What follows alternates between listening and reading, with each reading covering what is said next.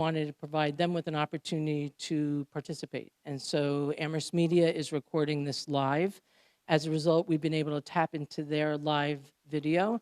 And Elena and Katie are both tracking Facebook and Twitter for people who may be commenting and asking questions as they watch it online.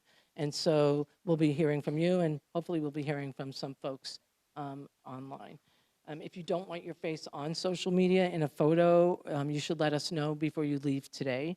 I forgot one more thank you, and that's to Amherst Media and to the town of Amherst for giving us the space, and Angela Mills in the back in the red shirt, who's been the town representative who's been working with our staff on the details.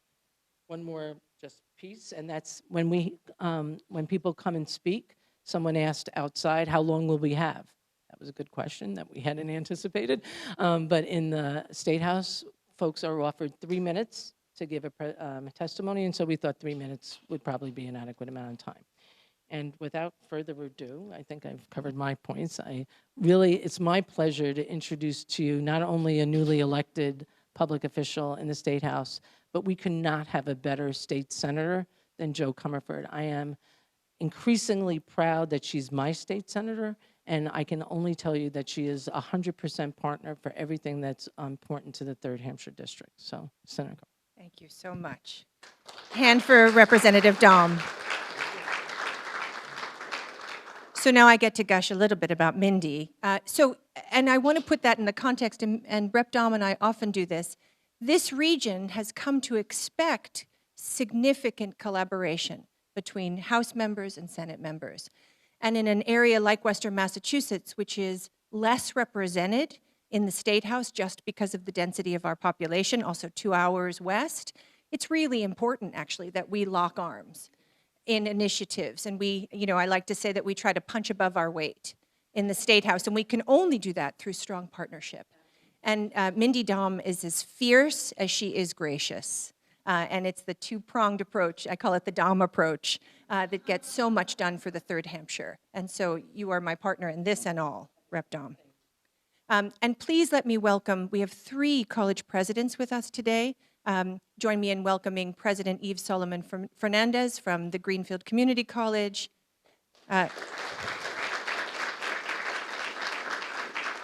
President Christina Royal from HCC, Holyoke Community College. And we have interim Hampshire President Ken Rosenthal. And congratulations to Hampshire on your new appointment. So as Rep. Dahm said, we met with you, Commissioner Santiago, early in our tenure, and that was in large measure really propelled by what was happening at Hampshire. Also our clear interest, because we both got to serve on higher ed, in higher education. And so again, I want to join Rep. Dahm in thanking you, Commissioner. You've been in the State House to meet with the delegation at our request. Your team has been incredible. You've come to kick off the Public Higher Ed Caucus in the legislature, which both Rep. Dahm and I serve on. Commissioner Santiago has been clearly interested in engaging with the legislature and also engaging with community members. So thank you so much. Yes, let's give a hand to Commissioner Santiago. So a little bit about the agenda today. We'll hear from Commissioner Santiago. Thank you to your team and all of the work that went into making a PowerPoint for us. And then Rep. Dahm and I will facilitate real communication between you and the commissioner. So we'll invite folks to come up, make statements, ask questions, being mindful, as Rep. Dahm said, and we'd be grateful for this, that you hold your comments, if you're going to make comments, to 3 minutes, so we can really hear from as many people as possible. Because in addition to the college presidents, I want to say, and we're very happy to say, that we have robust representation from the other area colleges, and so leaders from those campuses as well. So without further ado, I'm going to provide a brief introduction of Dr. Santiago. He's a very modest man, so we'll consider this just a little window into his significant accomplishments. So Carlos Santiago is Commissioner of Higher Ed for Massachusetts, appointed to this position by Governor Charlie Baker in July of 2015. Working with the Board of Higher Education, he is responsible for providing overall direction to public higher education in Massachusetts and helping shape state-level policies that maximize the benefits of higher education to the Commonwealth and its citizens. Commissioner Santiago joined the Massachusetts Department of Higher Education in April 2013 as the Senior Deputy Commissioner for Academic Affairs. His past academic appointments include that of Chancellor of the University of Wisconsin-Milwaukee, and that's Wisconsin's second largest research university. He brings over 30 years of experience in public higher education. Commissioner Santiago also served as Provost and Chief Operating Officer at the University at Albany. That's a SUNY school. I'm a New Yorker, so really proud of SUNYs. He was a professor of economics at UWM and SUNY Albany and holds a PhD in economics from Cornell University. He is the author or co-author of 6 books, I don't know where he finds the time, and has published dozens of articles and book reviews, of which many focus on the economic development and the changing socioeconomic status of Latinos in the United States. On 2 separate occasions, in 1996 and in 2011, Commissioner Santiago has been named one of the 100 most influential Hispanics in the United States by Hispanic Business Magazine. Join me, please, in welcoming Commissioner Carlos Santiago.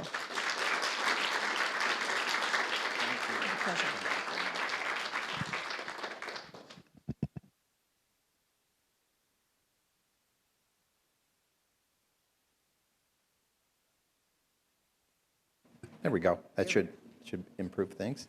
Thank you so much for coming out on a Friday. Beautiful weather.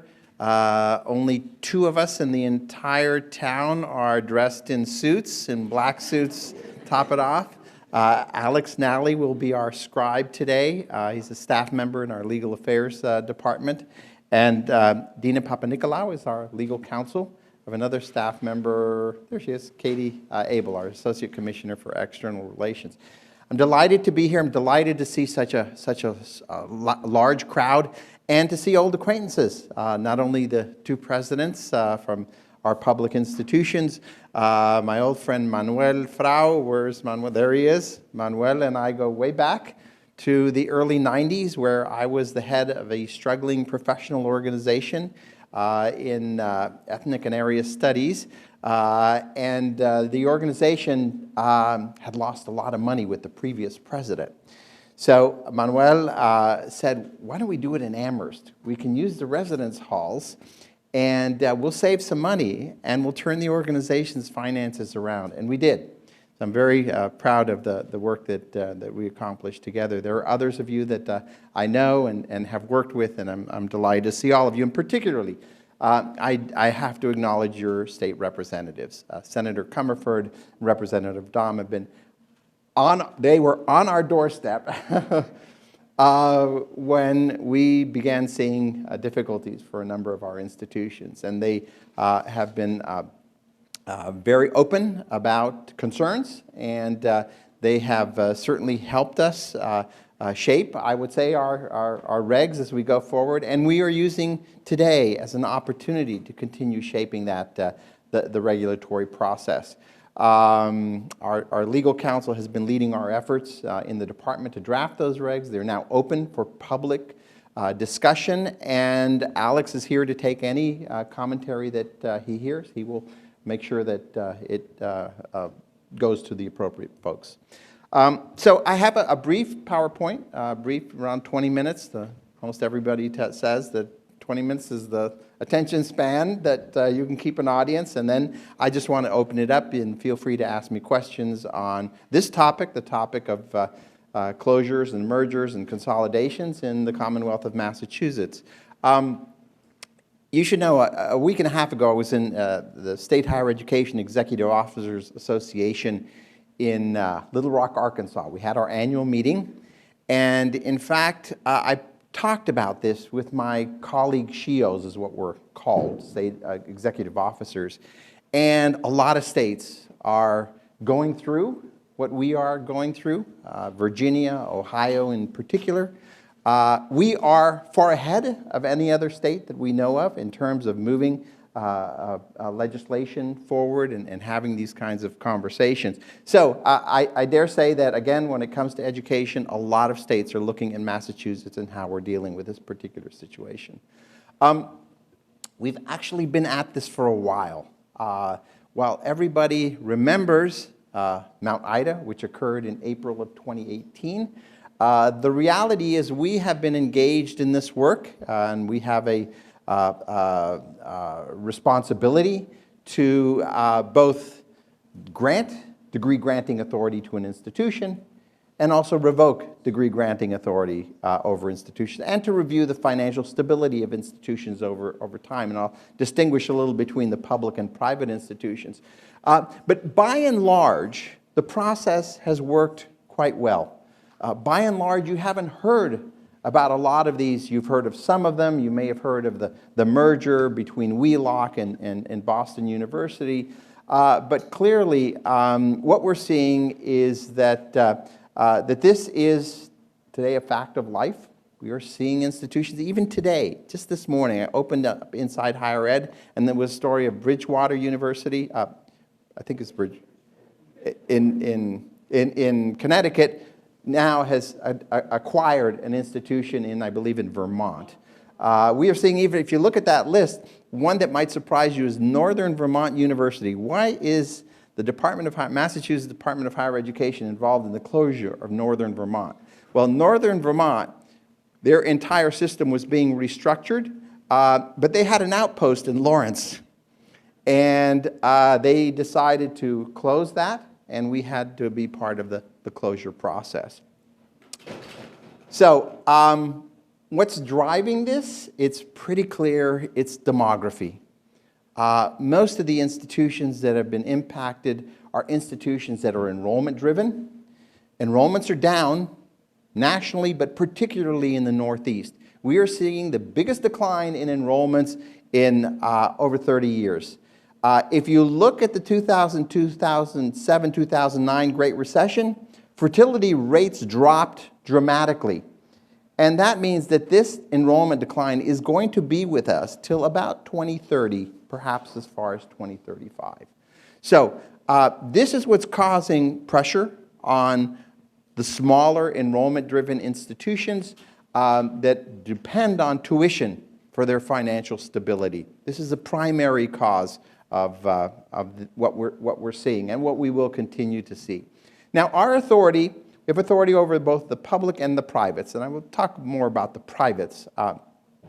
In Massachusetts, we differentiate between the institutions that were chartered before 1943 and those that were chartered after 1943. We refer to it as, in the veterans, the GI Bill came into being. There were a lot of institutions that sprung up in Massachusetts. Not all of them were really doing the kinds of jobs that the citizens expected, and the legislature decided to, in fact, create the Department of Higher Education to oversee the institutions, the post-43 institutions. We do disperse financial aid. $120 million is dispersed to both public and private institutions. Of that $120 million, a little more than a third, close to 38% goes to private institutions as well. So we do impact the private institutions in terms of financial aid. Now, up to now, our process works as follows, and this is how it has worked over those last 6 years, and how we have dealt with the institutions and what our conversations are like. Basically, right now, if we find out that an institution is in financial difficulty, we will contact that institution. Now, the question is, how do you find out? Well, we don't, right now, we don't have any measures. We don't actually say, well, we think this institution is in trouble or that institution is in trouble. We wait for information to come to us. It's really not the most effective way. But sometimes it'll be reports from newspapers. Sometimes it'll be the institution itself, which is the way we prefer it. The institution itself contacts us and says, we're having financial difficulty. And we will start a conversation with that institution, and we will ask for financial information. And the institutions, by and large, welcome those conversations. By and large, they provide us the information. And they know that our responsibility is to close out or teach out those institutions should it close. And the numbers of institutions that have gotten in touch with us in the last few years has increased. Newberry College is what I put that down as one of it's not a positive experience because it closed, but it was a positive experience working with that institution in the sense that Newberry College's president contacted us. He said, we're in financial difficulty. Can you help us with the closeout? We worked with them. We got other institutions to help take their students as need be. We had transfer agreements that were put in place. It took a year and a half. People don't realize it takes that long. It took a year and a half, but it was an orderly closeout. Now, Newberry had a plan to succeed, and the plan was in part to sell off real estate. And to merge with another institution. Those plans fell through. So Newberry did have to close. It was, but they did it in a way that was responsible, in a way that took into account the needs of the students. And it's contrary to what happened with Mount Ida. Mount Ida, as some of you might know, it came out in the newspaper, that I was at the state capitol, at the Capitol, and in fact was informed by a reporter that Mount Ida had closed, and I couldn't believe it. We had no forewarning. There was no plan to teach out students. Students were left adrift. We had a meeting with parents, students, faculty, and staff, and it was a difficult meeting for everyone. It was difficult for them. It was very difficult for us as well to hear what they were saying. Some of them were in majors, that one in the case of, was it funeral science, funeral services. There weren't places that they could transfer to. So it was quite traumatic, and subsequent research in other states, in fact, has showed that students that go through a process, a disorderly process of closure and teach out, are impacted negatively throughout their academic career. It's almost a traumatic experience for them. They leave places they know, people they're with, faculty they know, staff they know. It's a very, very difficult occurrence. So what we do is we begin an investigation when we are informed by others that an institution is in difficulty. We decide, based on the information we are given, whether that institution has prospects to get through the difficult financial times or not. And it's a conversation that goes on weekly with the institutions. We sit down with them and we share information. They provide us information. We review the information over time. Sometimes it's a plan to raise funds externally through philanthropy. And we monitor that and see how they're doing. At some point, though, there is always a very difficult decision that has to be made, which is, at what point do you tell your students? At what point do you inform students? Mount Ida, unfortunately, not only did they not inform students, they were admitting a whole group of new students. And in fact, their enrollment increased. And one would say, well, wouldn't that mean they were better off? Well, if you look at what they discounted their tuition, no wonder it increased. So they were giving all these very large financial aid packages to new incoming students, and their enrollment numbers were swelling. Not enough to pull them out of the difficult financial situation they were in. So in the course of that conversation, we need to come to some degree of agreement with the institutions to when can you notify students, knowing that very decision is going to make it even more difficult for an institution to succeed. After that, we continue to monitor developments. We will assess the plans of the institutions, whether they realistically think they can sell property to make up for the financial shortfall they might face. Whether it's a short-term or long-term problem is one thing we look at. I've talked to university presidents in Massachusetts, and some of them have told me, small institutions have basically said, look, we live paycheck to paycheck. We've been doing it for 20 years. We've survived. We go on. We need funding at the end of the year, and it always comes in. And we have to be cognizant that there is no one set way to deal with this. The institutions are so different. One of the comments that I've made is that this is almost more art than science. We'll talk a little bit about the science of what we're trying to replicate. But in many respects, if you treat the institutions as if they're all the same, you're going to be making mistakes. You have to look at the uniqueness of each institution. So if a plan from the institution is deemed satisfactory, and we feel confident that the institution will continue into the future well and improve over time, that stops our engagement.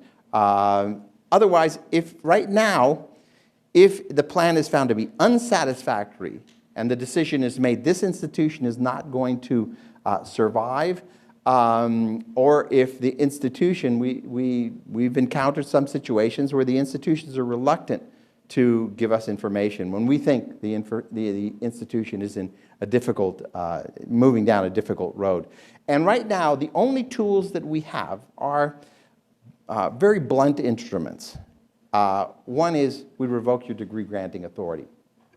We call that the nuclear option. We have not used it. And the other is just as bad. We refer you to the Attorney General. You don't want to be referred to the Attorney General. So right now, our regs allow for those two possibilities. Those are things we would obviously rather not use. And some of the new regs that we're introducing have an alternative sanction. So this is what we're attempting to do with the new regulations. One is we're expanding the scope of our oversight to all of the Massachusetts institutions, not only the post-1943 institutions.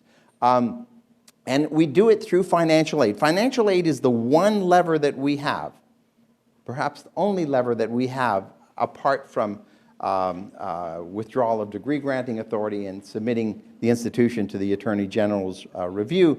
It's the financial aid. So we can use the financial aid lever to use it as a sanction if necessary for an institution to provide us information. What we want is information.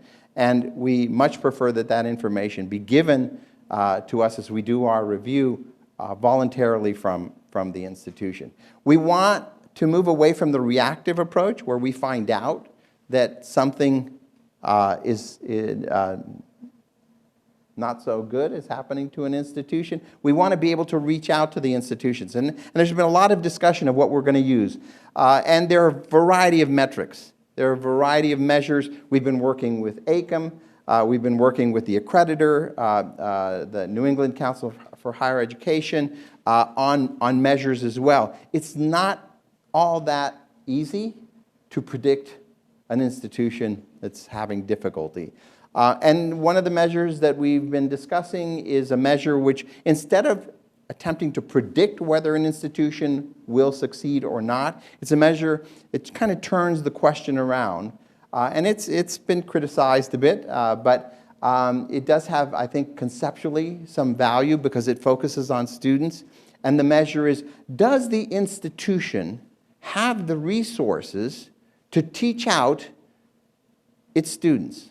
And the question is, does it have the resources to teach out 4 years of students, or 2 years, or a year and a half, or we've been looking at 18 months? And that's a different kind of measure, because that's not what necessarily predicting whether an institution will fail or not. It's a measure of just saying, if we were to close today, does the university have the resources to teach out its students in an orderly way? And that could take quite a bit of time. We want to clarify the definition of financial stability for our institutions and be a bit more scientific, use certain metrics that AICM and the AICM institutions have been working with us and saying these are good metrics. We know the feds have metrics as well, but as we looked at some of the metrics, we looked at institutions that had failed over the last, 10 years or so, and we found that the commonly used metrics found that those institutions would not fail. So they were not good predictors, and we have started conversations with the federal government about improving those measures as well. Right now, we do not mandate a notification to students, and we need to begin to come to agreement with the institutions to tell students,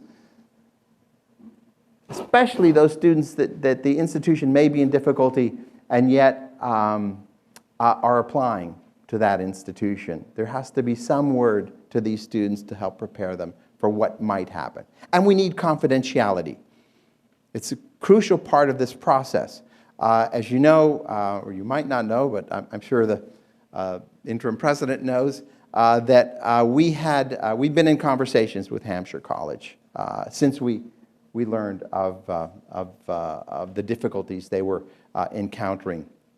And we started a process of discussion, deliberation, exchange of information. And I have to credit the president and the institution. They were forthright. They provide, and I'm talking of multiple presidents, they provided us the information we needed. We had very positive conversations. We learned of their plans, and we stood ready to help them in terms of a closure process if it were necessary. So we are still in that process. But, and I know there are some reporters here, we did get a request for all of the documents that we had exchanged with Hampshire College.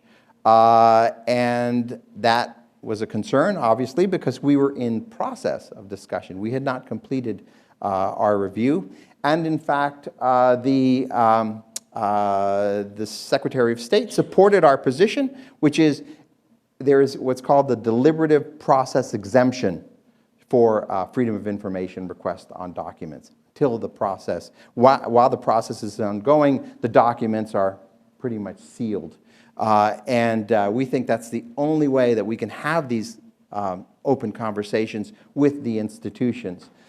So in the governor's bill, there is language to include that as part of statute. Right now, we've been lucky that we have not had to provide those documents at this point, but we think that a statutory exemption would be important for us as we move forward. As you might imagine, if confidentiality is breached, it can imperil the entire discussion process. So what are we proposing? In the regs, we have annual screenings where we run a series of metrics and see if there are institutions that pop up in terms of institutions that may be in jeopardy based on a series of characteristics. And it's going to look at a wide variety of issues, for example, enrollment trends. It's not just, this is a snapshot of this year. It's going to look back and to see how an institution has successfully traversed if they have difficult times. We are going to ask for what we're calling risk mitigation plans, which is basically, how are you going to correct the situation? What are you doing? We're going to monitor the institutions. But one of the reasons why we wanted to do the screening is that, I mean, we have over, how many institutions in Massachusetts? We oversee over 100. 121. And we do not want to call 121 institutions and say, give us all this financial information you might have to help us see how healthy your institution is. That doesn't make a lot of sense. The vast majority of those 121 institutions are doing quite well, thank you. So what we want to do is say, what are the institutions that may be in greatest jeopardy, and we want to focus on those, on conversations with those institutions. We want to look at financial aid and see to the extent that financial aid can serve as an incentive for institutions to provide us the information that we need moving forward as well. So, the teach out.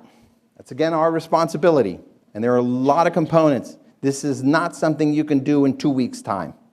A teach out plan takes literally months and months of discussion. You have to find partners, and I do have to tell you, in Massachusetts, both public and private institutions, whether it's Mount Ida or Newberry College, have stepped up. They step up. In Mount Ida, we had college fairs on their campus with their students. We had admission staff, but it does take a lot of coordination Because what we want to do, our objective, is to transfer any affected student to another institution so they can continue their major of study, they can complete their studies without loss of credit and without loss of financial investment. That's our goal. And to tell you the truth, that is our primary concern. And any institution that helps us do that is one that will serve their students well. And by and large, the presidents of the institutions that have been impacted care deeply about their students. They do. Mount Ida may have been an exception, but the presidents care and their boards care about what's the future of their students as well, and they will assist us in that process. We need to ensure that the communication to students, parents, community members, because this is not just an institution that closes down. These are institutions that are embedded in their community, whose faculty, staff, and students engage with those communities. So community engagement is a huge part of this as well, and is something that you can't lose sight of. And people will ask me about our public institutions, and I tell them the same thing. Our public institutions, particularly the ones on the western part of the state, which we know that enrollment is a challenge for those institutions in the current environment. But I have said over and over, I said, these institutions are fundamentally important to their communities. They're the economic drivers of their communities. I don't care what size they are. They not only support students, but faculty and staff. They are engines in those communities, and you can't lose sight of that as well. So that's very important. And we provide transitional support services for students as best we can. So this is the timeline. You are at the point where our regs, our draft regs, are publicly being discussed. This is the time to comment. This is the time to engage in the conversation with us. We anticipate a vote by the Board of Higher Education on the revised regs. We haven't quite picked a date. It's hard to get calendars sometimes when it's off cycle. But our intent is to get the board to agree to the regs, to basically adopt the regs after the period of comment, so that we have enough time to begin this work with the new regs in December. And that means we need to start a lot earlier and begin conversations with institutions that need to be part of these conversations earlier. So I'm going to stop there. We can certainly open it up on this or other topics. I'd be happy to address.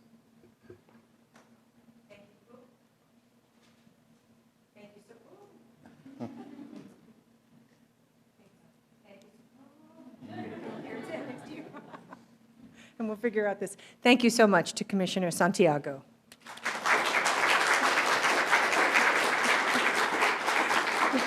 That was undercut by the malfunction here. So thank you again.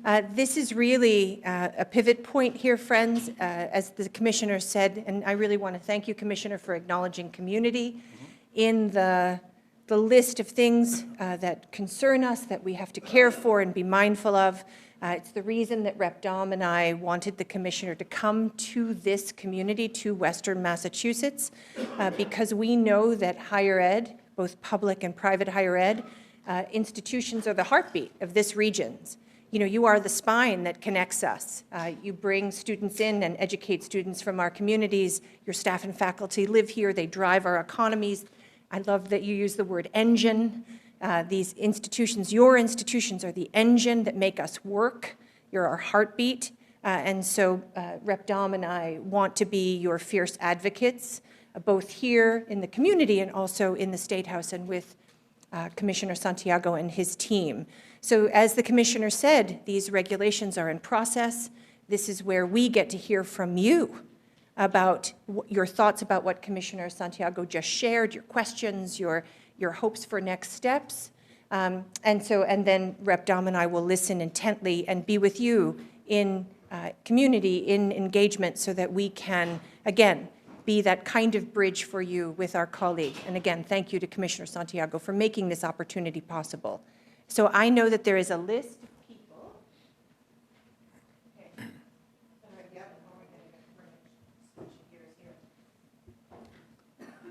Thank you. There's a list of people who signed up to speak initially.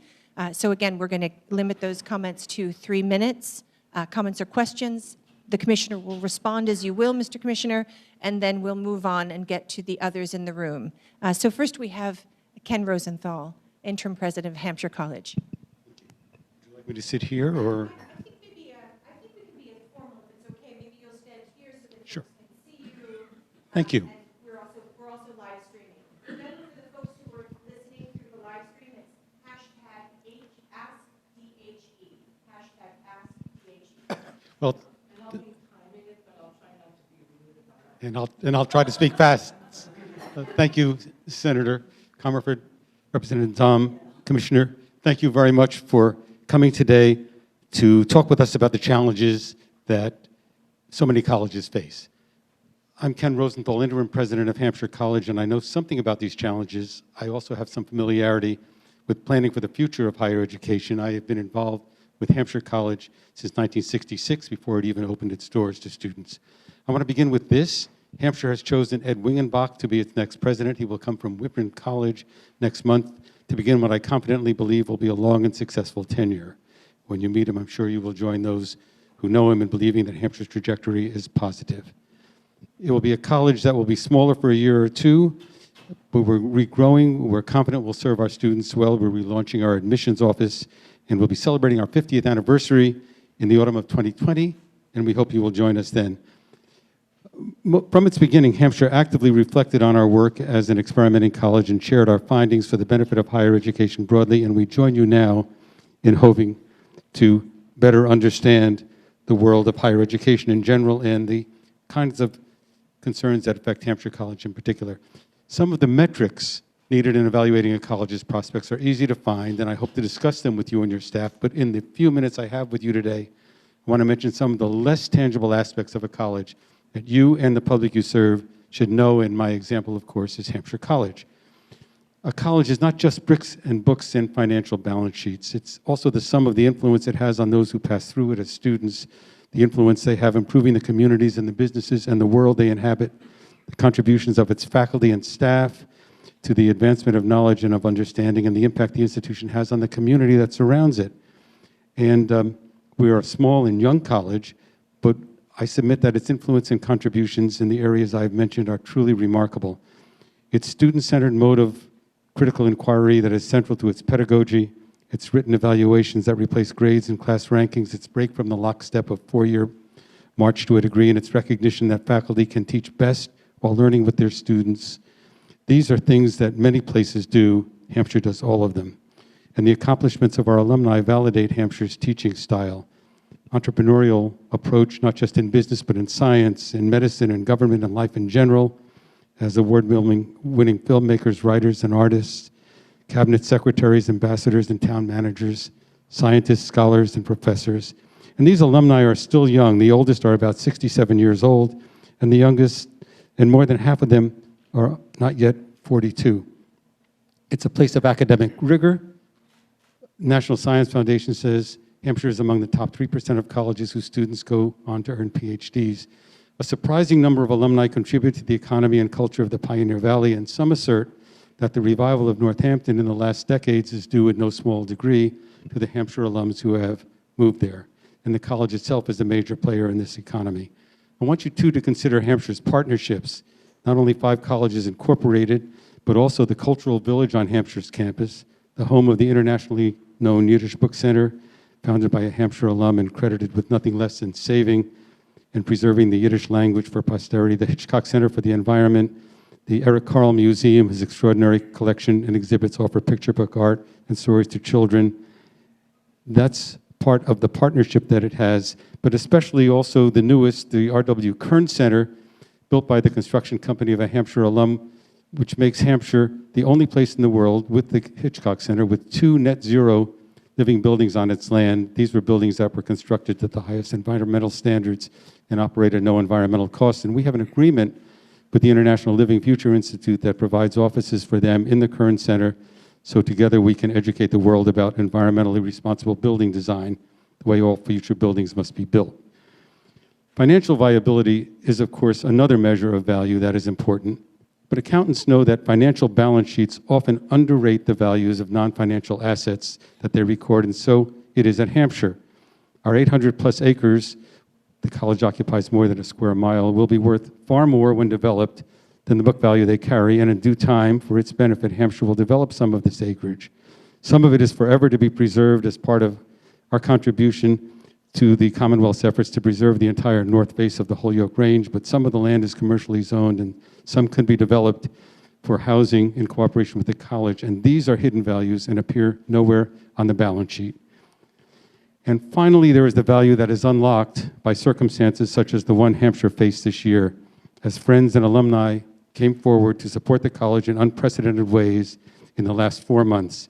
National and local media have paid attention, showing that Hampshire is a place of consequence in the world of higher education.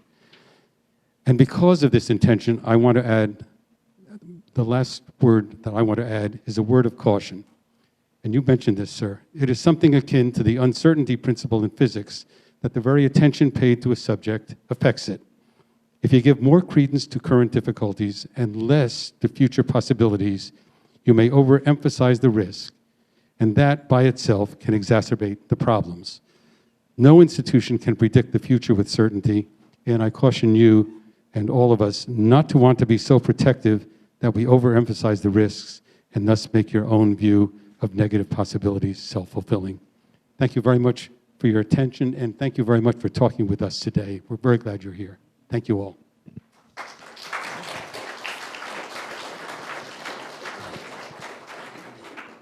Thank you, Mr. President.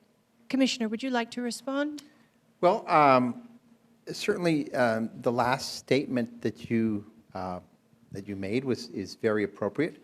I did say this is more of an art than a science, but I don't think in the current environment we can simply, especially for if our role is to protect students, just let things happen. And I think as we've had conversations both with Hampshire College, I mean, Hampshire College provided us information before we asked for it.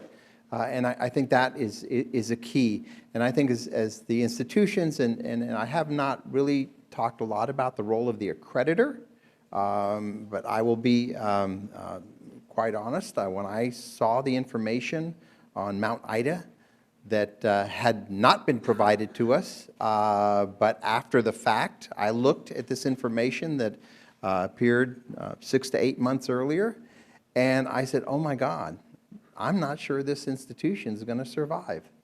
And I think had that information been available, we could have intervened perhaps earlier and at least made attempts to get students effectively transferred on a timely basis. So I'll be honest, we were quite surprised when we learned of Hampshire's difficulties. It was not an institution, if I can say this, I've got my legal counsel there, so she'll tell me whether I've gone too far, but it was not an institution that was anywhere on our radar screen. And I think that's a sense of, gives you a sense of that this is less of a science than art. And I do agree that an institution's assets are more than some of the physical assets, as the President was mentioning. How you balance these things out is not all that easy. But I think since then, we have effectively had conversations with institutions to ensure that it is an orderly transition, if that transition is necessary. Thank you so much, and I'm sure we'll get into greater depth. Yep. And I know that Representative Dom and I are interested in the balance between how we care for students and how we support institutions in the state. You know, what we can and must do to support institutions that are struggling in uncertain times. And I know you care about that too. Next up, we have Ed Bourgeois, who's here. Again, Mr. Bourgeois, I just ask that you keep your comments to 3 minutes, and then if the commissioner wants, he'll respond, and we'll continue down the road. Just found out about this morning. It's sort of a related situation. I work in agriculture, and I'm concerned about our land grant mission at our state university. which is also a closing of like the Waltham facility recently, where the administration, I guess, will be moving to Mount Ida, but we will be losing the farmland that we use for experimentation. With climate change, agriculture, food, environmental issues, it's a time when the public really needs access to our land grant and the land grant mission to keep these facilities and keep aware of the importance of the public being students, teachers, researchers, and being able to collaborate with our public institutions as they were originally attended. And I'll just keep it simple to that. Thank you.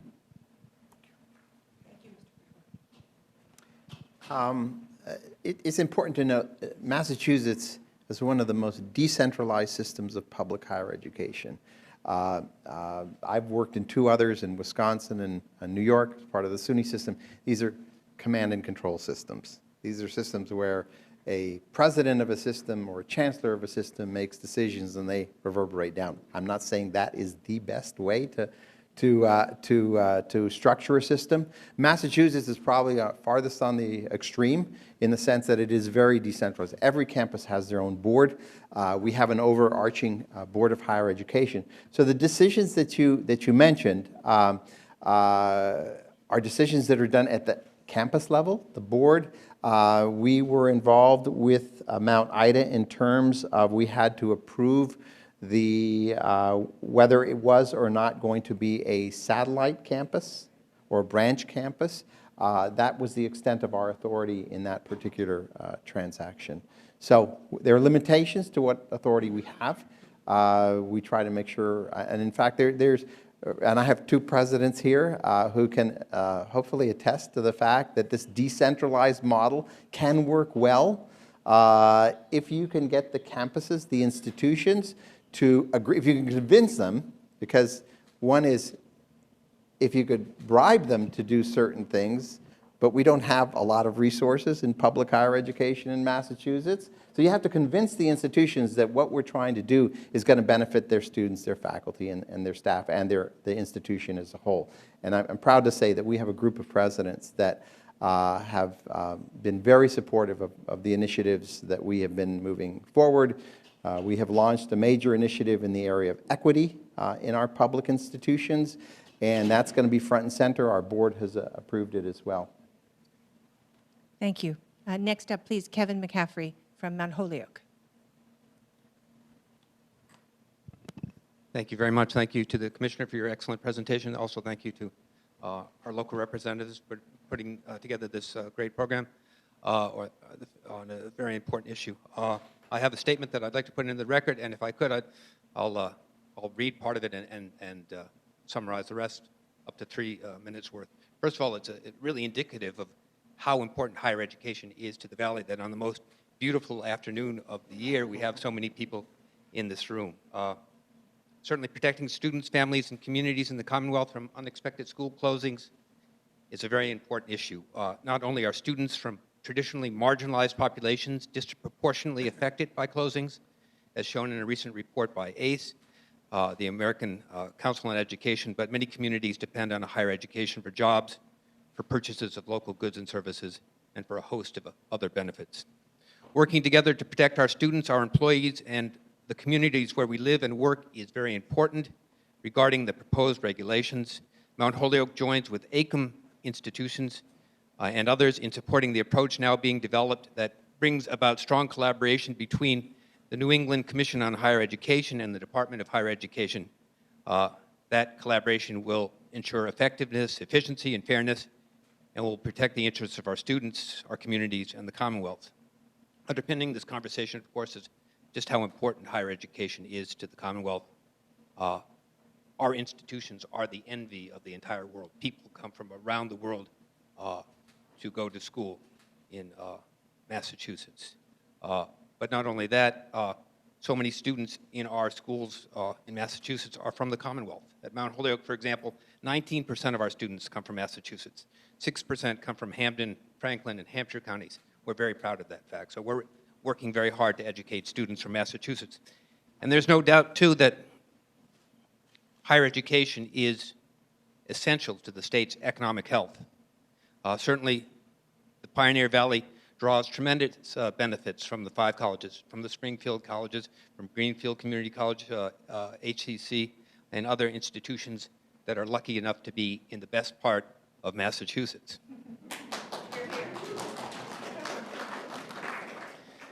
Statewide private institutions, according to AICM, generate $36 billion a year in terms of economic activity for the Commonwealth. Challenges faced recently at Hampshire College, and it was great to hear the interim president speak to these issues. Challenges which I am sure will be met and overcome emphasize how important it is that we all work together. Colleges, elected officials, business leaders, citizens, not only to protect the health of higher education, but to maximize the economic benefit of this sector to the Valley and to the Commonwealth. Again, thank you to you, Commissioner, to Secretary Pizer, for everyone working on this issue. It's very important, and whatever we can do to help, we're happy to do. Thank you. Thanks, Kevin. I think we'll move on to another comment. Good. And remember, thanks to the Commissioner and his team, everything, as Kevin just said, everything is being read into the public record. So it will be part of the due diligence around what's happening at the state level. Welcome to Laura Wank. Is Laura here? Okay. And also welcome to Rep. Sabadosa, who joined us. Hi, thank you for being here and for listening to all of us. Much of what I wanted to say, of course, has been said, and I know Rep. Dom and Senator Comerford has talked a lot about the need for supports for the impacts on communities, not just impacts on students. And although I'm a Hampshire College faculty member, and I care deeply about the integrity of an institution and taking care of students, but I also care about the staff and faculty that I've worked with for many years, and it's been heart-wrenching to see people leave. It's difficult to stay, even with all that's happened. And I care about the community. I care about the pizza place up the street that depends on our students, and I worry about housing values in town. I mean, the repercussions, obviously, are huge. But the other things I wanted to say are that the diversity of colleges that we have matters greatly to the health of the Commonwealth and to social justice.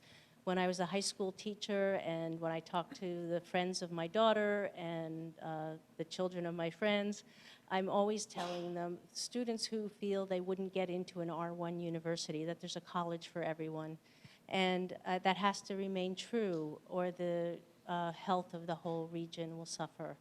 And so what I urge is that in addition to the regulations being put in place, that we also think about the supports. So the regulations make sense to me, that we have to be thinking about the financial health of an institution, and we have to think about transparency with students and families.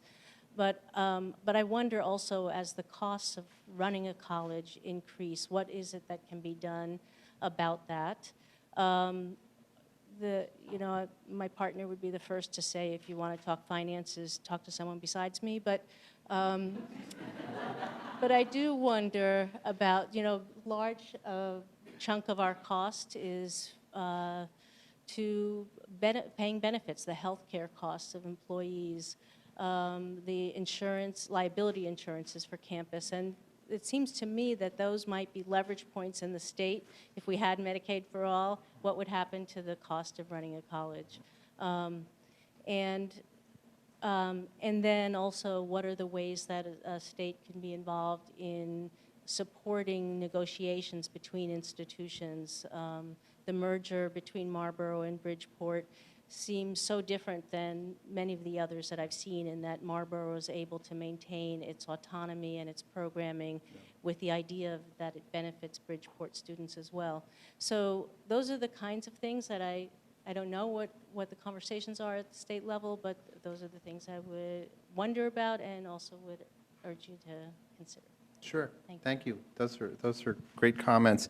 And I think having the institutions, both public and private segments of our higher education system, engage in these conversations together is hugely important. When Mount Ida closed and we had the funeral services program that was discontinued, we helped facilitate the exchange of equipment from Mount Ida to an institution, in this case Cape Cod Community College, who raised its hand and said, we'll do that program. And they didn't have the space. So Bridgewater State provided the space where the equipment from Mount Ida went in for the programs that we expedited approval for Cape Cod Community College. And that's an example of a public institution, but the private institutions were doing similar sorts of things. So I think when you have those conversations, when there is a collective will to, and not only that, Cape Cod hired the Mount Ida faculty that were in that program. That's really important because that if you lose that talent, there is no program. We had an accreditor in that particular area that basically said, you've got to virtually replicate what Mount Ida had. That was an accredited program to continue accreditation. So those are the things that we certainly can help with. Another area that I would highlight is financial aid. I talked about $120 million in financial aid that the Commonwealth provides its students at both public and private institutions. We need more financial aid for our students. In terms of sort of at the national landscape, the amount of financial aid that Massachusetts provides its students for its public and private institutions is relatively limited compared to other states. We probably rank in the middle, 24th or 25th, which is not what, when I tell that to folks, they are surprised. Tennessee, Kentucky, with a population that is a bit less than us, so it's not all that much different, provides $300 million worth of financial aid. So there are mechanisms to support students and to support the institutions as well, and I think we need to continue to push those particular levers in as well. And the legislature has been supportive of that. We had last year the biggest increase in financial aid in Massachusetts in over 20 years. It was $7 million. Now, it came upon my decision to how those $7 million were going to be allocated. And as my community college presidents know, we put it into the community colleges. We expect, if as it grows, as the financial aid bucket grows, the institutions and the students obviously will benefit. So there are different things that we can do to support the institutions as well. Thank you so much. And I really appreciate your strong advocacy. I know Rep. Dom does too, for more higher ed funding. Actually, in the last 2 decades, Massachusetts has lost 32% per student in higher education funding from the legislature. We are accountable for that, and we are urging our colleagues to increase the investment. Also, cheers for Laura for opening up the intersectionality of this conversation, right, with the call for robust healthcare reform and Medicare for all, right? Nothing happens in a vacuum. We all know that. And I think part of what Rep. Dom and I are doing on higher ed is connecting the dots. So when we do healthcare reform or when we do any other kind of infrastructure work, we can and should be thinking about the impact on higher education and how we can support each other in sectors. Now we have Town Council President Lynn Griesmer and Town Administrator Paul Bockelman. So we're going to do a duo. First of all, I lived on 2 sides of this issue with the University of Massachusetts as executive director of the Donahue Institute, working in higher ed for well over 40 years. And now I'm president of our town council. And so as we approached the potential downsizing or actually the real downsizing of Hampshire College and the potential of rumors of closure, we had to all of a sudden look at this from another standpoint, not just the higher ed richness of Amherst, where we have 3 institutions, UMass Amherst, Hampshire College, Amherst College. But my colleagues, 2 of whom are here, Andy Steinberg and Dorothy Pam from the council, we started having to look at issues like, oh, well, what does this mean for people being laid off, for people who no longer have their health care? What does it mean for the fact that our police force is now covering Hampshire College because they have either reduced or completely eliminated their police force?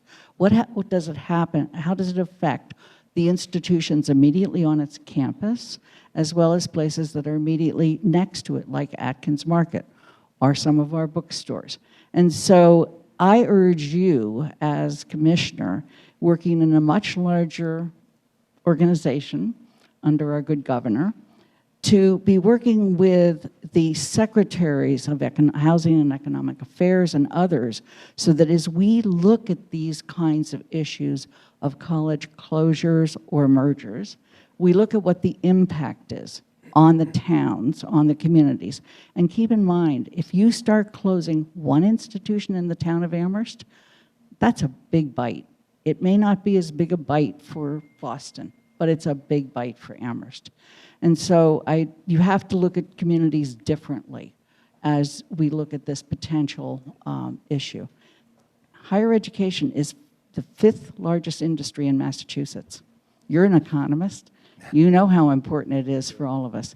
And we all want to work very hard to keep it that way. But we also need to worry about the 351 cities and towns that are affected by what might be happening here. Sure. Okay? Thank you. Let me respond, just make a quick response. Well, the department and the commissioner has more oversight over our public institutions than the privates. That's pretty clear. But one of the things I've told our public institutions and the public presidents, the presidents of those public institutions, is that in the current environment, if we are competing for that last student, our institutions, our public institutions, are going to be in real financial difficulty. So I've really pursued an approach of collaboration, and our state universities and community colleges, I think, are working very, very closely together. And let me give you one example of something that I thought I would never see in higher education. We've done surveys, and we know that particularly in our community college system, we have food insecurity and homelessness. And we have begun to measure it, and we know it's extensive, and it's a problem. It's a serious problem. I don't know how a student that doesn't have a place to sleep can study with that, or doesn't have enough food can study. That's the reality of many of the students that are in this community and in others as well. So one of the things we have done is we've worked with the Department of Katie, is Health and Human Services, and we have created 5 programs, 6, the housing pilots. 4 pilots, 8 campuses, 2 each in each pilot. Okay. Given that there are beds available in our state universities, we have been putting community college students that are homeless temporarily in those facilities. And we've been piecing together funding for it. There is no big, huge bolus of resources to do this, but we've been able to get from different departments. So the message that I give in response to what you said, which is hugely important, is we have to begin resolving some of these issues on a collaborative basis. And if we are of the mindset that these are the public institutions, these are the privates, never the 2 segments shall meet, I think we have got to start thinking a little differently about how we interact. We all compete for students, but I think to the extent that we compete over collaboration, none of us are really going to move the needle. So that would be my response to you. Yeah. Thank you for being here, Commissioner. I'm Paul Bockelman. I'm the town manager for Amherst. And Hampshire College is vital to our town's identity. It's vital to my identity because I'm a graduate of it. So full disclosure on that. Just a couple comments on your regs. First off, I worry that your death watch list is going to be a self-fulfilling prophecy. When you publish the names of colleges and universities that are struggling, that just becomes a downward spiral, and it creates a larger gap between the haves, say Amherst College with a $2.4 billion endowment to the have-nots, which is a Hampshire College with a $57 million endowment. So I worry about that in terms of your public disclosure piece of this. And I worry a little bit about that the orientation is more towards teaching out and helping colleges to close versus helping them to thrive. So, and I also worry that your regulations team they focus a lot on teach out, but then they end there.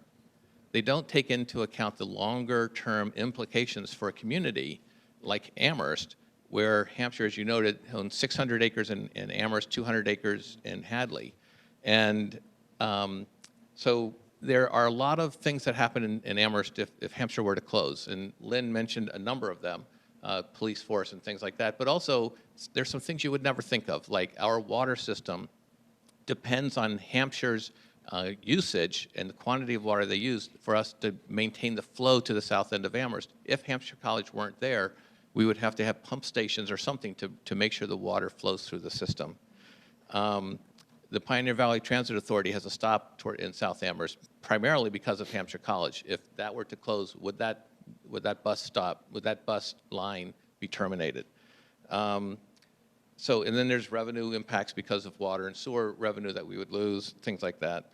Most importantly, Lynn mentioned that 70 employees have been laid off at Hampshire College, and those are families who live in the town of Amherst and have children here and go to our schools, and our schools need to be aware of that so they can keep an eye out for the children, because when your parent loses a job, it's traumatic for the family. But the single most important thing for me as a town manager concerns land. So the 3 institutions of higher education in Amherst are also the 3 largest employers and the 3 largest landowners. They don't pay taxes on that, which we all know. Hampshire College, with 600 acres, is land rich, even if it is cash poor. And that's where we worry, because it would be expected that the college would seek to liquidate its most valuable asset to meet its financial needs. There are few, if any, zoning restrictions on that land. Currently, the zoning bylaw regulates much of the institution's property without regard to use or form. There are no established dimensional standards for the majority of these properties, thus leaving bulk, mass, height, et cetera, up to the imagination of the developer. Were this land to become monetized and sold to a developer, the town would want to have a say over what was to happen through traditional land use permitting procedures, such as site plan review or special permitting, to ensure that any potential use of the property is consistent with the town's objectives for development and goals of our master planning.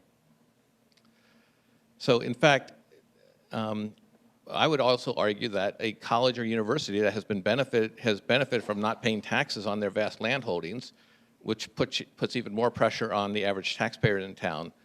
I believe that there should be a right of first refusal that the town would have that would allow the town to buy the land that has been sitting tax-free before it goes to a developer.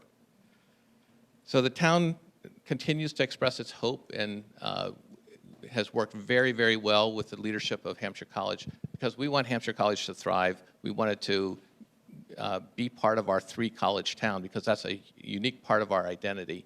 And I'd ask you in your regulations to look beyond the teach-out piece, to look at the impacts on the community, because these institutions, especially on small towns, like Lynn said, have a disproportionate impact on the smaller towns, because 600 undeveloped acres in this town would be a gigantic impact on everybody's living in, who are living here.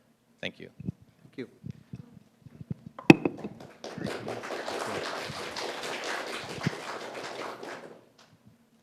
Mr. Commissioner, did you want to respond? I want to be honest about what we can and cannot do as a government agency, what authority we have and what authority we don't have.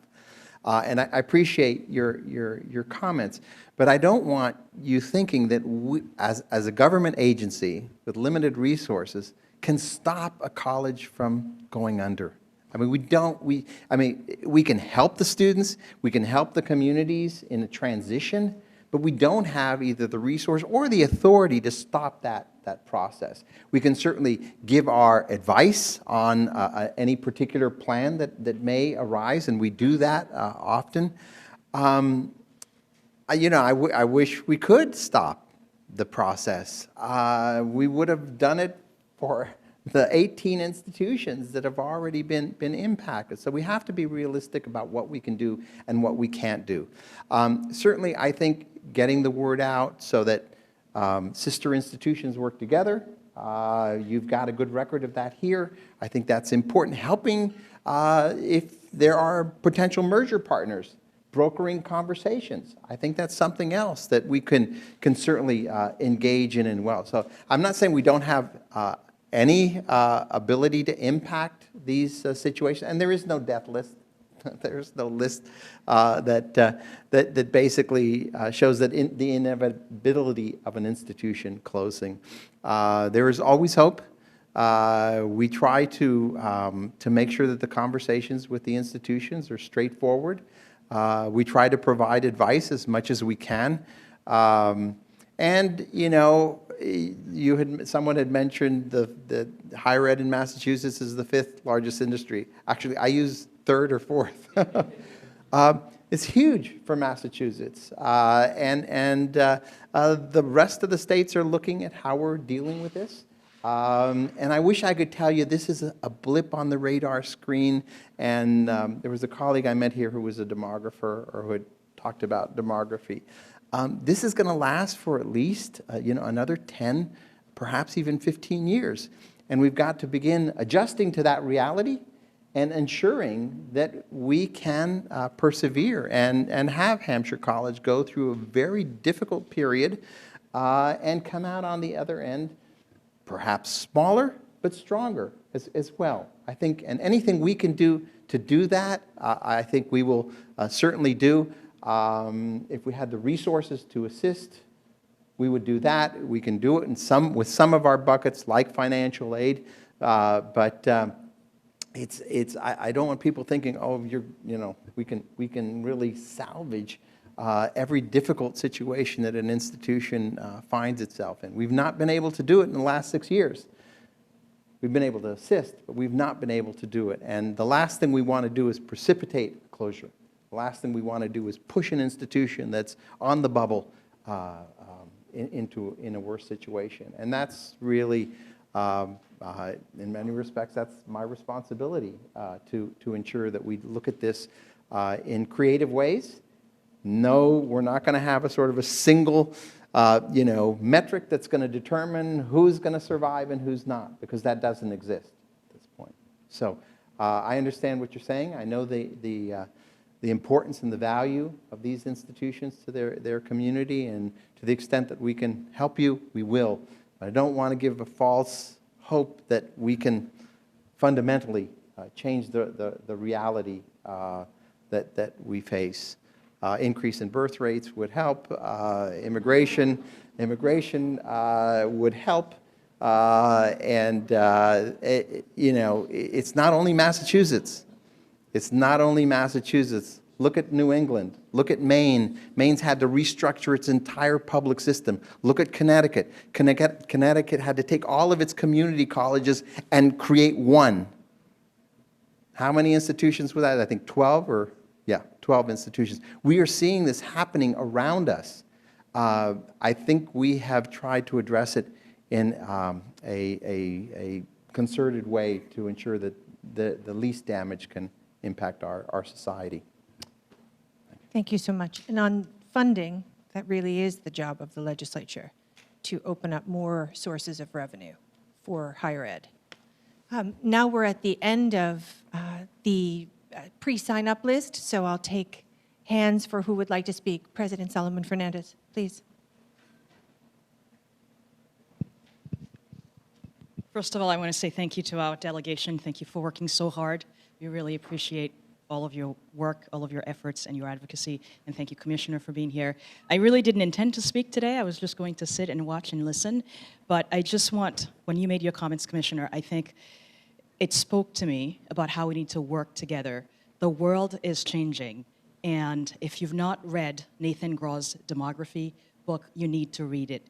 And for me, as a college president, I see us as needing to think differently, because a new world order calls for more collaboration, and it's not just about surviving the next 10 plus years. It's not just about surviving until 2035. It really is about us working together much more collaboratively. GCC sees itself as being, in terms of our curricular, in terms of our faculty, has been very much like Hampshire College. We are very much about putting students in the driver's seat of their education. We're very much about cultivating students and citizens for meaningful careers, and also for local and global citizenship. I am extending publicly this invitation to partner with you because I am a member of this community. I live here. My children live here. And I would like to see our babies and our grandbabies being born here.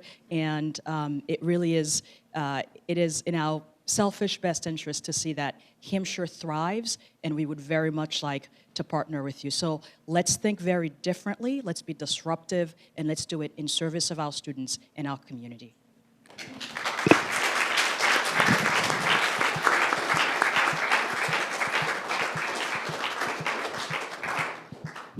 I love the call to be disruptive. Thank you, President Solomon Fernandez. We'll take another comment or question, please.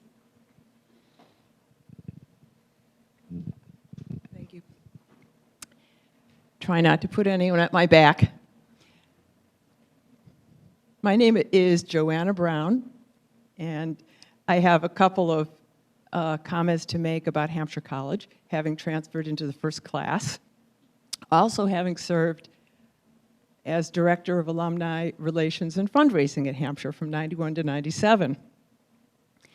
I think that a part of the early story of Hampshire that deserves to be told is the fact that it was not a Hampshire person, but an Amherst College person, Harold Johnson, who gave the first major gift. That gift was then matched by the Ford Foundation. And I think that going forward for Hampshire, this is one maybe underestimated facet. There are many people who believe in Hampshire's purpose and who have contributed along the line. I think that now Hampshire has a new president and will be creating a new plan, that the reach for potential support can be very broad. Perhaps one road not taken in Hampshire's past was that it didn't fully understand the role of alumni support. And in fact, the whole development office, in my mind, was under-resourced. Now, with a new plan being formed going forward, I think that could be changed. The development offices at Amherst and Smith and also Mount Holyoke show what can happen when development resources are in place. And I think that's one critical juncture here. The other thing is to realize that it's been said the oldest alums are 67, I'm 68, I'm right with them.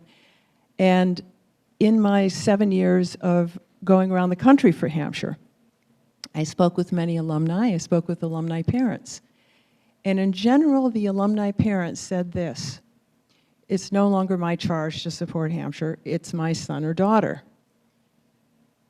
There are still many parents of the earliest Hampshire alumni who are still living, and they're in their 80s and 90s. We have not yet seen the transfer of wealth from one generation to the next. So Hampshire's goal, in my mind, is to continue to be the vital, innovating institution it has always been. I'm deeply grateful to it. And to look with a 30-year time frame, because within 30 years that transfer of wealth will take place. Within 30 years, the alumni who are in their 30s and 40s now will take their place in all the different careers they do. Aaron Lansky invented the whole field of Yiddish studies. A small group of students at Hampshire collaborated and produced the first course on the Holocaust studies to be offered in any college or university in the US. The first Department of Cognitive Science was invented at Hampshire College. The ripple effect has already been tremendous. There's much more to do, and I'm very optimistic and hopeful, frankly, and I'm grateful to Ken Rosenthal.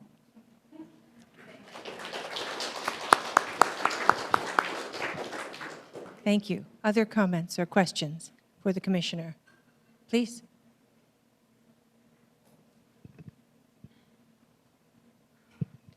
I'm Heather Hornick. I live here in Amherst, and I have a question about the authority of the Higher Ed Commission as you try to develop new regulations. Do you make any distinction between for-profit and not-for-profit public institutions? Because I noticed on the list that there were some of each. And it made me wonder whether there are constraints that result from having to write regulations that are broad enough for such a variety of institutions. The for-profit and non-for-profit are guided under 610 CMR. Oh, sorry. The regulations that oversee our for-profit and non-profit are the same. The regulations that we have to oversee the public institutions are different. I don't know if you wanted to make a comment on that. There's one distinction. We do have heightened reporting requirements for the for-profit industry, but so there is a little bit of a difference, even though they're under the same set of regulations. These new regulations that we're drafting with regard to assessing the financial challenges of institutions applies equally to for-profit and nonprofit institutions. Did that answer your question? Yes. Thank you. Great question. Other questions? Leo. Hello, I'm Leo Huang from Greenfield Community College, where I'm the Dean of Humanities, Engineering, Math, and Science. First, I want to support the BHE's support with K through 12 with their early college initiatives, but I'm wondering how much the BHE is working with K through 12 in terms of using K through 12 as an early predictor of what's happening with the demographics, but also in terms of collaboration where our local schools in the K through 12 level are also experiencing similar kinds of constraints and challenges in terms of whether they consolidate, whether they close, and what happens with our regional school systems. Yeah. We have created in the Commonwealth over the last 2 years, 18 early college high schools. Our early college high schools require a partnership. It's not limited to public institutions. It is a school district, a community college, and a state university, some combination. These programs are targeted to students, particularly low-income students, students of color as well. And we are hopeful that the outcomes will show that those students are not only gaining credit while they're in high school, college credit while that they are in high school, but they will continue on to the institutions that are identified. So I know both the Greenfield and Holyoke have been very much engaged in this, and we think it's important that that pipeline be open. There are areas where we're working with our institutions. We need to facilitate transfer. So those students can take those credits wherever they are earned and apply them to, at this point, any of our public institutions. The private institutions can accept them as well. We need to deal with remediation. We have a number of pilots across the system. We need to deal with the changing demography of our students as well. In Massachusetts, we are not only seeing a sea change in terms of enrollment, we are seeing a sea change in terms of demography. At this point in Massachusetts, our Latinx population consists of about 8% of our high school graduating class. By that period of time, 2035, 2030, it's going to be a quarter. So we are getting a sea change in terms of demography. The white student population in our high schools right now is 81%. By that period of time, that 2035 period, it's going to be 56%. So we need to adapt to that change and adapt to it quickly. We need to ensure, and this is, I'll say this with the legislators here, Massachusetts, in terms of attainment, in terms of the percentage of the population that has a post-secondary degree, is #1 in the country. We're close to 60%. That's why they call us the most educated state. But if you scratch the surface and you look at the gaps, the opportunity gaps across our state in terms of students of color, and students by ethnicity, it is among the worst in the nation. We are leaving students behind when we need more students to populate these institutions that are having difficulties. So we need to focus our efforts on making sure more high school students are successfully going through high school, getting a college experience before they get to college, and moving on. And that, I think, if we don't do that, We're not only, and I've written a paper recently that says this is not only an economic imperative for the Commonwealth, it's a social imperative. We have got to look a little differently on how we take those students from high school and move them into college. Because you're right, the percentage of students that's declining at the high school level, the numbers of graduating high school students is not distributed uniformly across the state. It impacts particularly the western and the southeastern part of the state. We see the numbers. We know the high schools that are in jeopardy of closing. That's not a good sign. So we have to find ways to get more students going through our system. I'm a little passionate about that. I think you're speaking to the right crowd with the message of equity. President Royal. And while the president is coming up, I just want to make sure that we're all tuned in to the fact that in the legislature, there is something called the Promise Act. The Promise Act was filed in the Senate by Senator Sonia Chang Diaz, in the House by Representative Aaron Vega, our own from Holyoke, and Representative Mary Keefe. It begins to, we want it to go even further, but it begins to both reinvest money that the legislature hasn't been investing in our public institutions, which is the pipeline feeder, as you said rightly, Leo, to our colleges, and it begins to actually change the formula, so the foundation formula, and begins to really look at it along the lines of equity, as you're saying, Mr. Commissioner, really doing a big deep dive into leveling the playing fields around low-income districts, so funding 10th, 9th, 8th decile districts, also thinking about SPED, special education, English language learners. So there is a lot underway in our K through 12, and I am sure we all would agree, I'm going to make a big assumption here, that, and I'm sure, Mr. Commissioner, you agree that we actually have to do better by early ed as well, right? Our early ed providers are not paid a living wage. We need to ensure universal early education and the like so that we get this kind of robust feeder. President Royal. Forgive me for going on. Oh, thank you. Thank you, Commissioner, for your remarks and everybody else who've offered commentary. There was something that you just said that sparked a thought I wanted to share with everybody. I've been in Western Massachusetts for 2.5 years as president of Holyoke Community College, and I find our region to be an incredibly collaborative part of the state. Part of it is the dynamics of our region. Part of it, is the size and other things, but it is incredibly collaborative. I think we need to be thinking about that through the lens of this particular issue.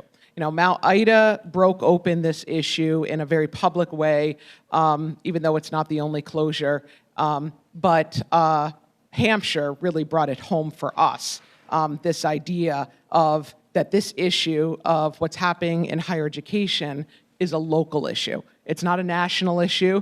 It's not happening in another state. Well, it is happening, but it's not just happening somewhere else. It's now happening in our backyard. And so my comment is for us to think about this as a Western Massachusetts issue, because the connectedness of higher education, K-12 to community colleges to four-year, public and private, there is an economic ripple effect. When any one of us suffer, we all will feel this in our region.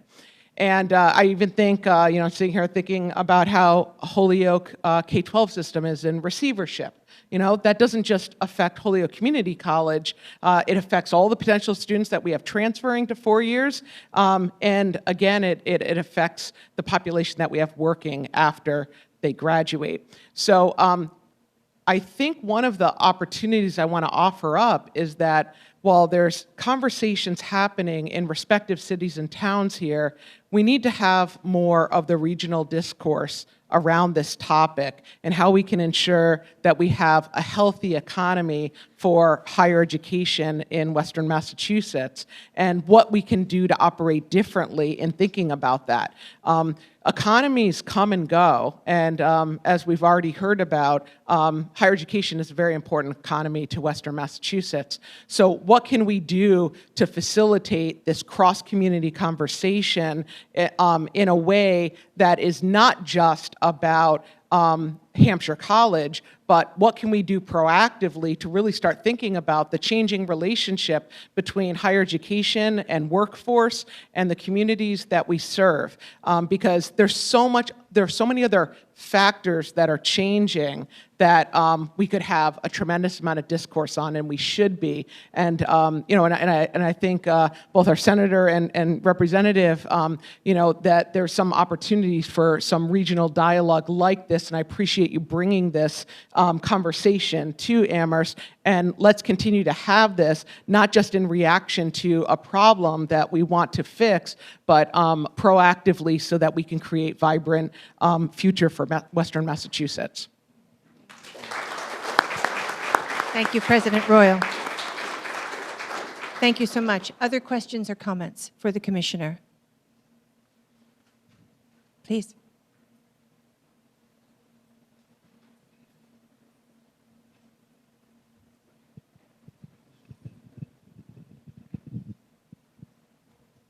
Hi, my name is Stacy, and I'm a nearby resident.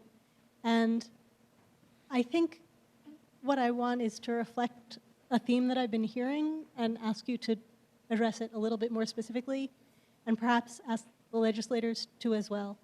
And what that is I feel like your regulations are very on top of making sure that in the event of a college closing, the students are taken care of. And what I hear a lot of people saying is, who's making sure that in the event of a college closing, the community needs are taken care of? And I've heard that from so many people here. And I feel like the last person who brought it up, the town manager, you said, okay, let me be clear about what's in my authority and what's not. And I guess my question is, if that's not in your authority, is there somebody who's tasked with helping make sure that we lower the risk of colleges closing for the good of the community as a whole, and that we manage the impact of colleges closing for the community as a whole? I care a lot about the students. I also want to hear you address, or the legislators perhaps, address the needs of the community as a whole when there's this huge industry with several big players that could close. Yeah, I think the key message in terms of what our authority is, if we can intervene earlier, if we can really have the conversations with the institutions earlier, I think it helps along the entire spectrum of those that are impacted, the communities, the students, the institution itself. So that would be my sort of my call to the institutions, is get us involved and engaged earlier. Let's not have surprises. Let's basically do things in a planful way, and planful way that might lead to a closure, but also a planful way that can lead to a revitalization of the institutions.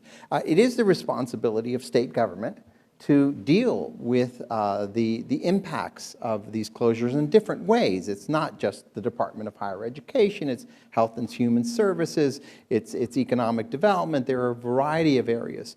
And I think we have to, since this is clearly now on our radar screen in a big way, we do have to bring together the various parts of state government, just as we've done around the example I gave you of homelessness among students.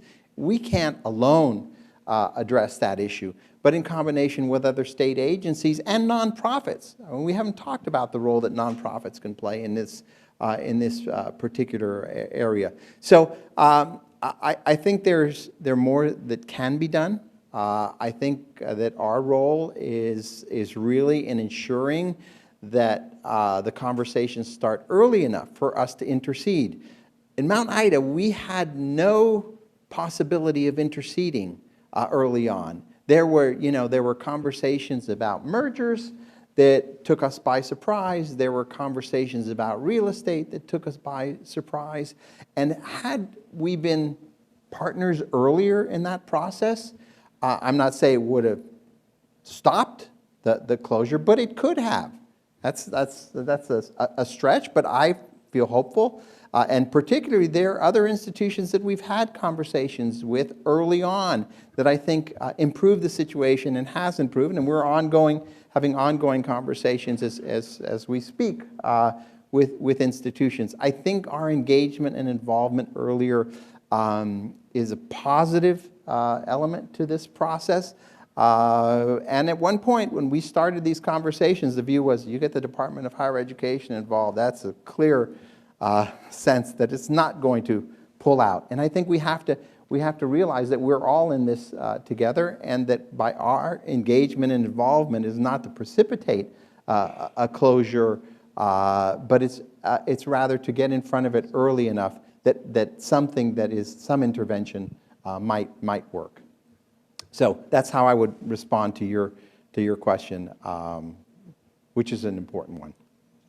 Thank you. And then, from the state legislative perspective, clearly our concern for community and the well-being of community, and seeing this as really an interconnected issue, right? Campuses, student, faculty, all of the jobs, as Paul was saying, I think so well, the impact on the region, the economic impact on the region drove us, I'll speak for you, Rep. Dahm, drove us to be quick advocates and reach out to the commissioner quickly and have this conversation, and then stay engaged, as President Royal is asking us to do, to continue to be hopefully a positive part of what is a continued conversation and collaboration and networking and figuring out the best way that we can leverage our work with regard to the Department of Higher Ed, but then more specifically, as the commissioner rightly says, higher ed and the well-being of higher ed connects across sectors.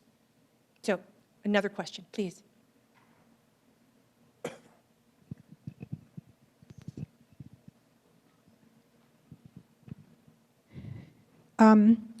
You and your staff have clearly tremendously good intentions, and you really want to help, and I think that's great. However, despite your good intentions, you told us at the beginning that you and your staff have not developed a valid metric for deciding which institutions are about to fail or might, more likely to fail and so forth. Clarification, we have multiple metrics. We don't have one metric. That works. Well, various metrics work in different ways. You have to look at a combination of metrics to come up with a sense of the reality that you're facing. So there is no one metric. People think that we're only looking at one, whether it's the teach-out viability metric, and using that exclusively. No, you have to look at a wide variety of factors. Well, so let me go ahead with what I was going to say. Mr. Bachman, I think your name is that right? Yes, said that the problem essentially is if you shout fire in a crowded theater, people are going to stampede. And I taught at Hampshire College until the end of January, and I was there in the first intense 2 weeks of this whole event. And it's clear from what happened then and what happened later that a lot of students were spooked by the idea, oh my gosh, Hampshire is in danger of closing. And so there is this real possibility, which I don't hear you really responding to, that by identifying institutions that are at risk of closure, that you're going to spook the students and their parents, and you're going to cause their possible closure. And good intentions don't change that, I mean, I'm not sure you realize the intensity and the suddenness and the totality of that effect. So, and I'm alarmed that in this document that I picked up at the desk, which I guess is a bill, is that what that is? I'm sorry, CMR regulations. Okay, that it's very vague about how that process will be carried out, and your office has a tremendous amount of power over it, but there seems to be no process of debate over whether those metrics really work. In other words, there's no involvement, for example, as far as I can tell, of economics departments or education schools or whatever in the university system to help evaluate whether that's the issue. So I'm I'm still concerned about the death list issue, and I'm concerned about how there will be public comment on this if the regulations are passed and then all the authority resides with your department and there's no further sort of public comment and feedback going on. Yeah, just a point of clarification. We did rely on experts. We received a report from a commission of CFOs from our nonprofit independent institutions. They provided a whole methodology that we have looked at carefully and found to be of value as well. We have had experts at Parthenon provide an alternative methodology that has actually some important characteristics. We're using multiple measures. If we were to simply take the metrics that the many metrics and say we're going to use these 4 metrics and put it out there, you would find a death list. And we are not going to put out a death list. And the information, some of it is public, most of it is public, but in fact it is the private information that comes from the institutions that's really going to give us a sense whether an institution is going to be able to get through these difficult times or not. It's not simply a metric, and again, I go back to the notion that it's an art as opposed to a science. And that's how our conversations have gone with the institutions we've started a discussion. We've been in conversations with Hampshire College, and in fact, we found out from them about their financial difficulties. We didn't have any list that had Hampshire College on a list, and therefore we approached them and had these conversations. They informed us.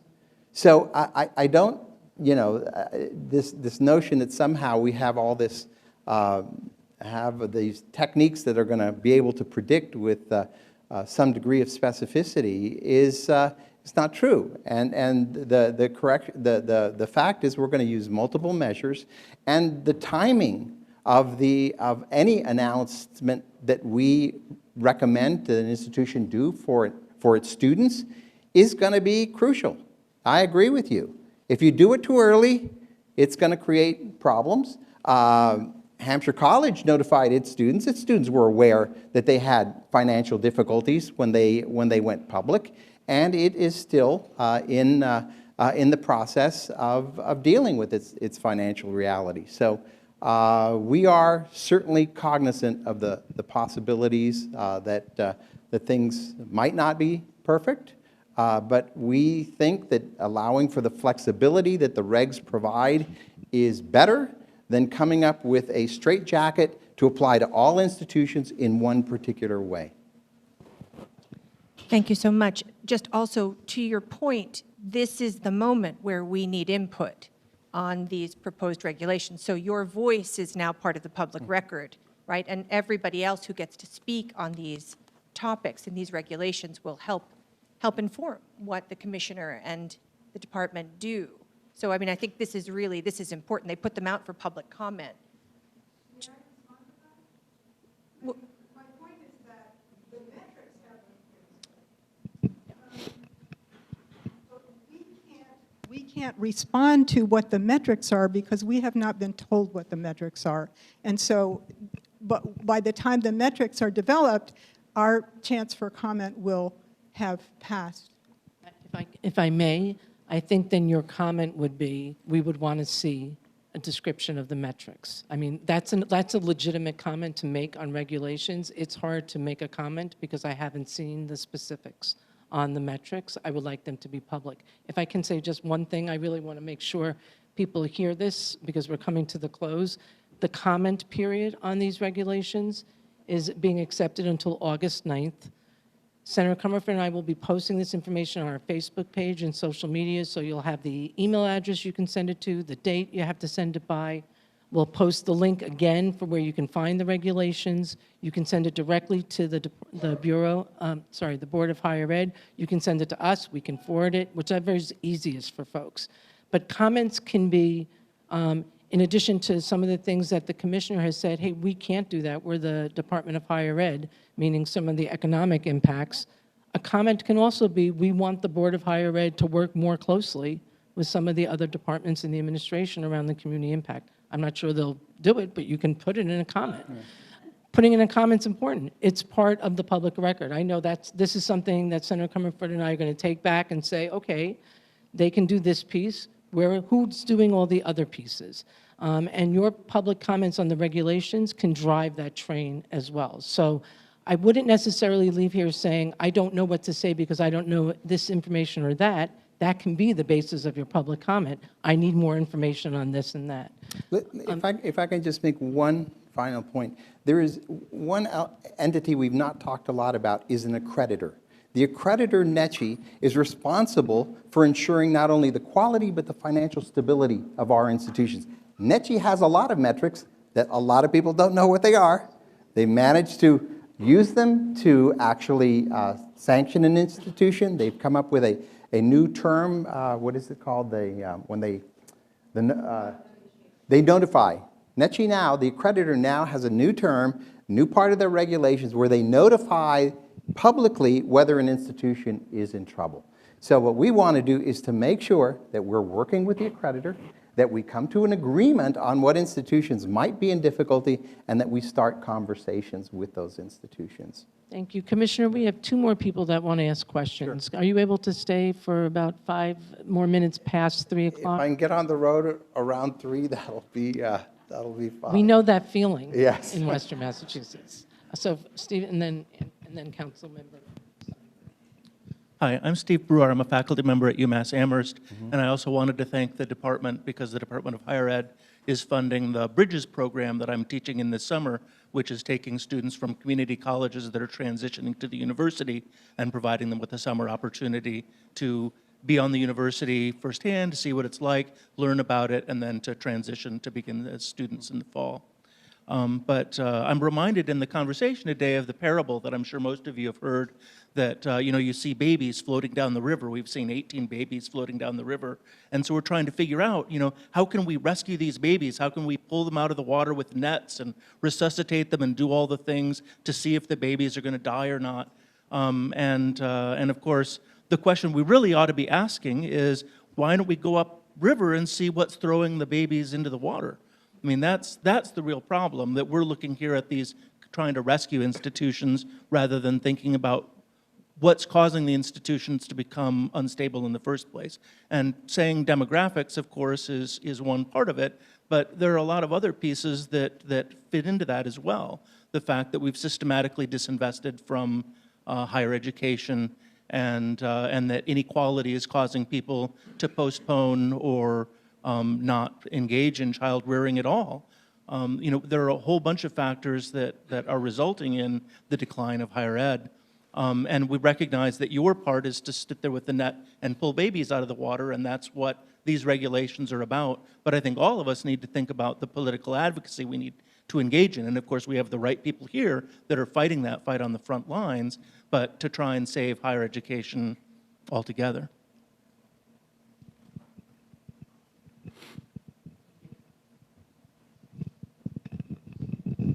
Yes. I'll go over here. Hi, my name's Andrew Steinberg, and I'm a member of the council here in town, been involved in municipal government for a number of years. And that's the perspective that I started thinking about. And I wasn't intending to speak until there was just some very good comments towards the end about question of metrics. Metrics are important, but metrics only work if you have the information that comes in that you then apply to the metrics in order to make them functional. And it makes me think about the Department of Revenue and how they work with cities and towns, and the requirement that information be provided to DOR so the DOR can look at the health of our local communities and make sure that we are adhering to sound practices and are in fact taking charge of our public finances in a way and being responsible. And what I was sort of feeling all the way through is that I was not confident that there was as much attention being paid but you can comment on this. It's really a question more than anything.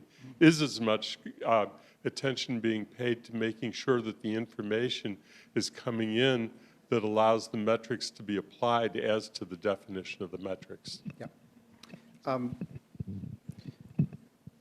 Some of the information is publicly available, but some of it is not necessarily timely. In other words, we may be a year behind, so the institution may have changed during that period of time. So what we use publicly available data.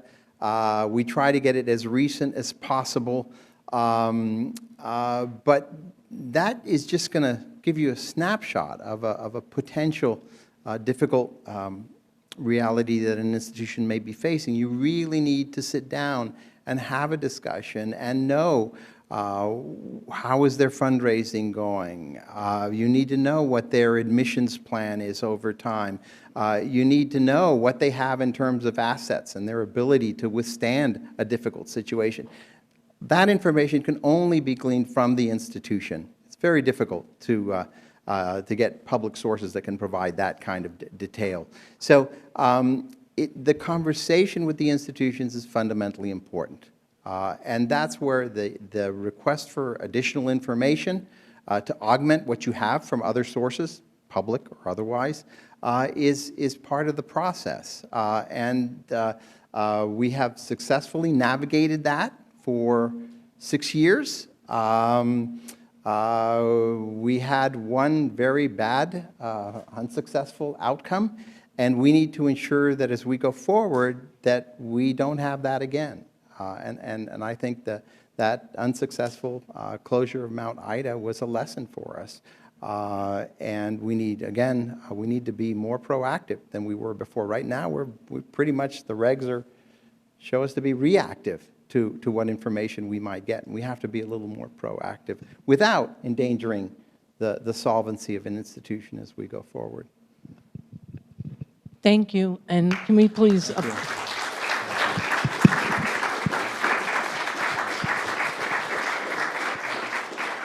Thank you so much. I think it's really, I have to say, it's extraordinary that a public official like Commissioner Santiago came here on a Friday afternoon to have this conversation.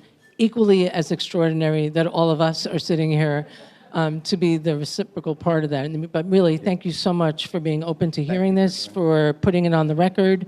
Thank you for everybody for coming. I encourage you to submit your comments. It's been taken down by DHE folks, but if you have more or you thought of something else, look for the information on how to provide that comment on both Senator Comerford's and my Facebook page. You don't have to have a Facebook page to find it. You can just do facebook.com and go to either one of us. We'll also, I guess, put it on Twitter and all sorts of other social media. She has a website, I don't, so you may want to look at there.